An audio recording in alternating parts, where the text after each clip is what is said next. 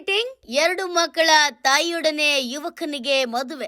ಹಾವೇರಿ ಜಿಲ್ಲೆಯಲ್ಲೊಂದು ಅಚ್ಚರಿ ಘಟನೆ.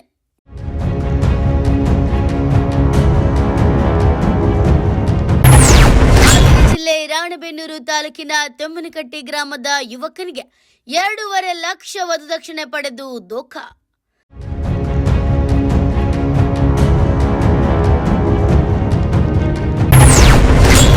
ಪಾವಗಡ ಮೂಲದ ರೇಖಾ ಜೊತೆ ಹಿರೇಕೆರೂರು ದುರ್ಗಾದೇವಿ ದೇವಸ್ಥಾನದಲ್ಲಿ ತೆಮ್ಮನಕಟ್ಟಿ ಯುವಕನ ಮದುವೆ.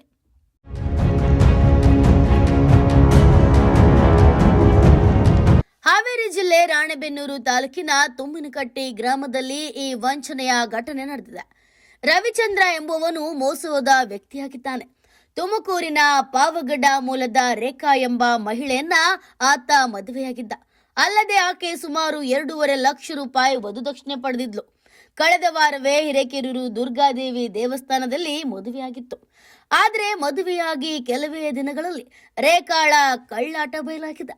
ರೇಖಾಳ ಮೊಬೈಲ್ಗೆ ಮಂಗಳವಾರ ಕರೆ ಮಾಡಿದ ಮಕ್ಕಳು ನಾವು ರೇಖಾ ಮಕ್ಕಳು ಅಂತ ಹೇಳಿದಾಗ ರವಿಚಂದ್ರ ಕುಟುಂಬಕ್ಕೆ ಆಘಾತವಾಗಿದೆ.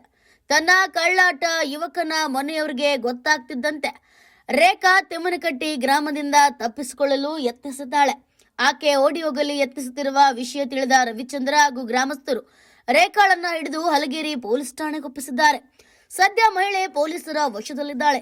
ಆಕೆಯ ಕೃತ್ಯ ಕುರಿತು ಹಲಗೇರಿ ಪೊಲೀಸ್ ಠಾಣೆಯಲ್ಲಿ ಪ್ರಕರಣ ದಾಖಲಾಗಿದೆ. ಘಟನೆ ಸಂಬಂಧ ಪೊಲೀಸರು ಮುಂದಿನ ತನಿಖೆ ಕೈಗೊಂಡಿದ್ದಾರೆ. ಸದ್ಯ ಈ ಮದುವೆ ಹಾವೇರಿಯಲ್ಲಿ ಸಂಚಲನವನ್ನ ಸೃಷ್ಟಿಸಿದ್ದು ಯುವಕನ ಬಗ್ಗೆ ಕನಿಕರ ವ್ಯಕ್ತವಾಗ್ತಿದೆ. Bureau report, news pulse, Haveri.